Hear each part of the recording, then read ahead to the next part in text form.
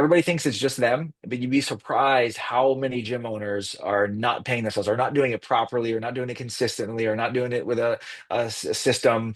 That's one end of the spectrum. On the other end of the spectrum, they're paying themselves really well. They're bonusing themselves with profit distributions. There's a system for all of that, and it's going toward whatever it is, the debt payoff, it's going toward wealth building, it's going toward them having a lot of fun, enjoying their life.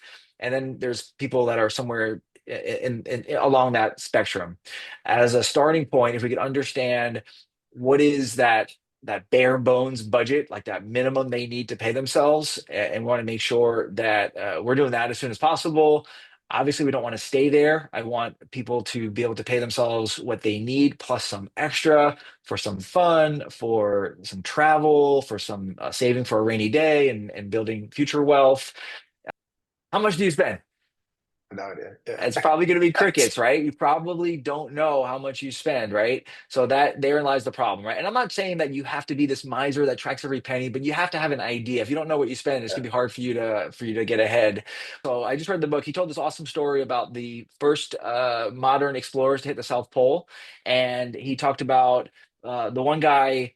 He brought just enough. Like just enough, like exactly enough that I need. So no cushion. So he brought one flashlight. The other guy brought four flashlights.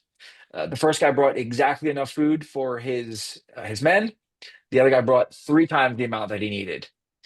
The first guy put like one marker down in case guys got lost so they could find their food. The other guy put like 20 markers all over the place. And what happened? What was the result? Well, the first group, they all perished.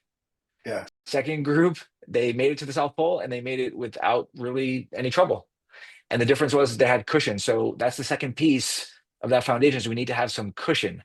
So I want you to have 3 months of operating expenses available because I mean, the people that have been around since COVID, they know that stuff happens. It's not about if it's going to happen, it's about when it's going to happen. So you want to make sure you're protected for those times. That's personal and business. What that does is it gives you, especially if you're somebody that has a little bit of anxiety and you struggle with that kind of thing, is that gives you some peace of mind.